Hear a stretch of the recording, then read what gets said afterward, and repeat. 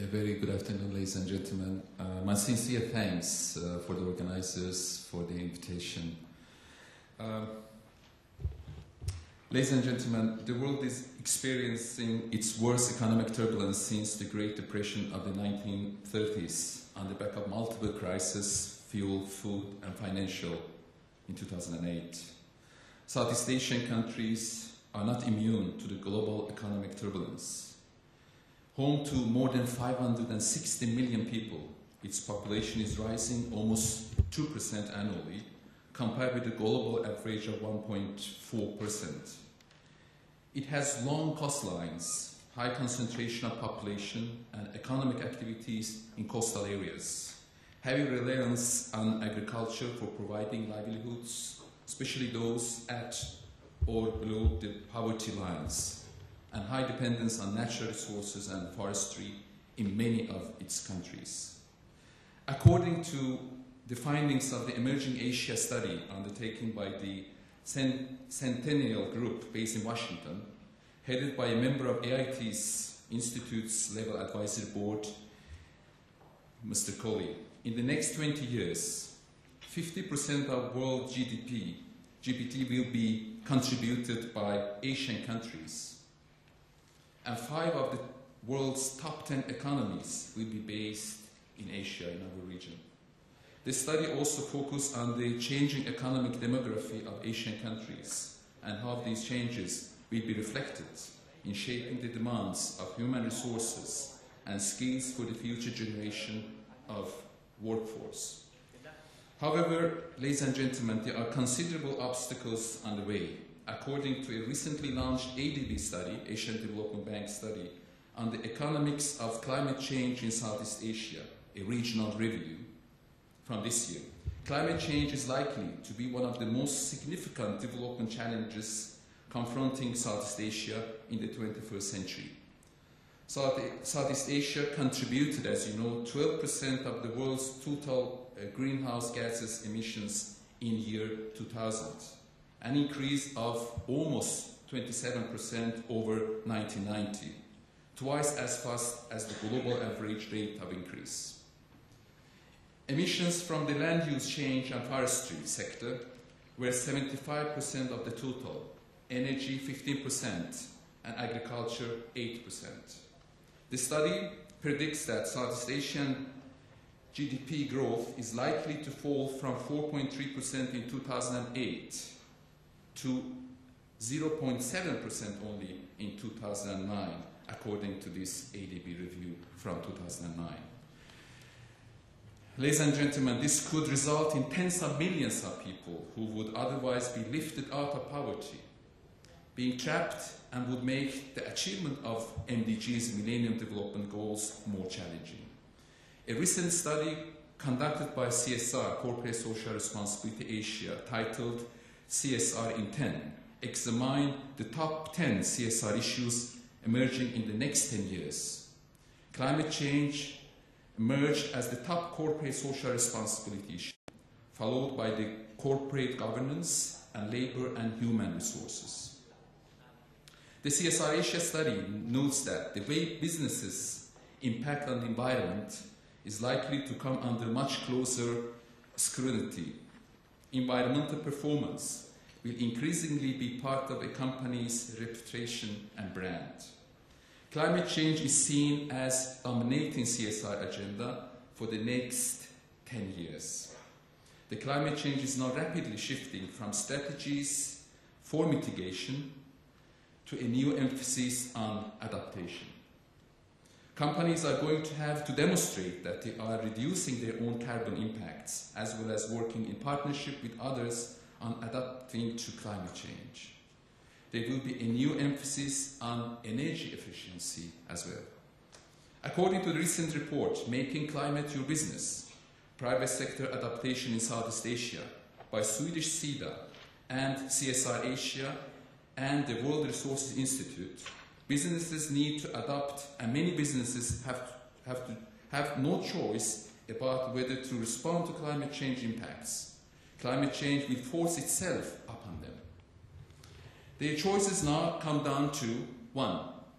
When to respond.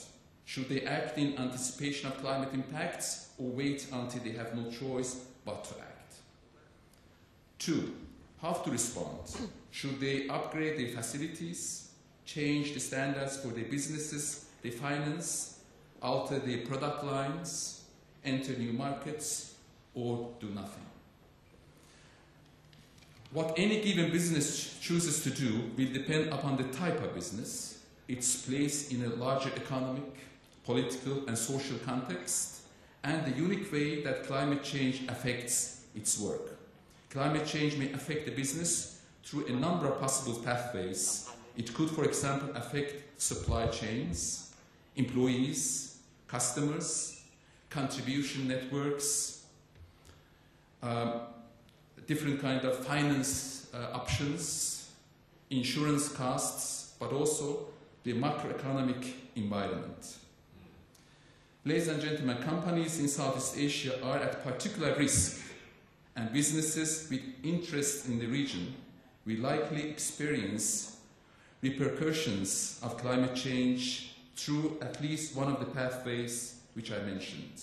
Businesses may not typically focus much attention on assuring that the poorest population around them can adapt to climate change. However, the private sector will play a substantial role in determining the level of adaptation success achieved across Southeast Asia. The report notes that while governments and non-profits in the region are busy tackling climate change with the help of funding from abroad, the business sector in the region is notably behind. It's high time, ladies and gentlemen, for the private sector in the region to catch up. Doing so will allow businesses to keep a competitive edge by accounting for emerging climate risks and opportunities.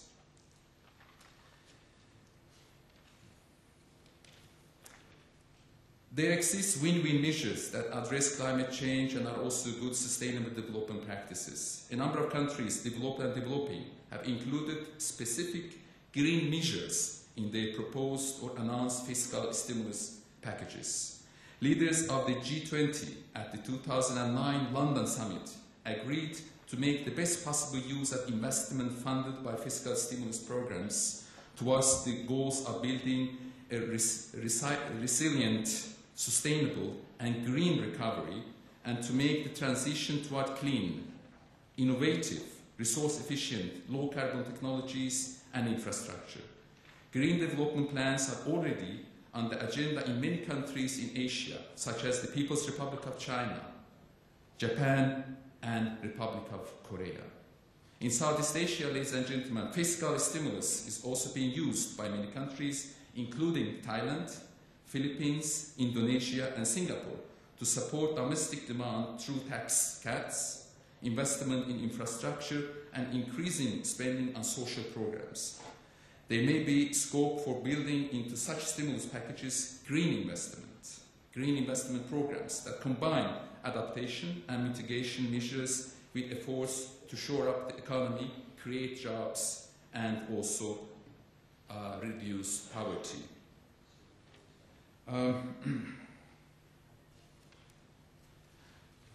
Lastly, ladies and gentlemen, what more should Southeast Asia do? Southeast Asia has in recent years taken encouraging actions to adapt to climate change impacts and to mitigate greenhouse gas emissions. But there are a number of important measures to continue with. Number one, adaptation towards enhanced climate resilience. Number two, mitigation toward the low-carbon economy. Because of lack of time, I'm not going into details. But within each sector, there are a number of very concrete steps which a number of governments in partnership with private sectors and academic and research institutions are putting in place. Number three, funding, technology transfer, and international regional collaboration, which is very important. Number four, strengthening government policy coordination. Given that climate change is an issue that cuts across all parts and levels of the government, there is a need, of course, for strong intergovernmental agency policy coordination. Addressing climate change requires leadership at the highest level of government. And number five, finally, undertaking more research, education, training and capacity building on climate change related issues. More research and education and training and capacity building are required to better understand climate change challenges and cost-effective solutions at the local levels and to fill knowledge gaps.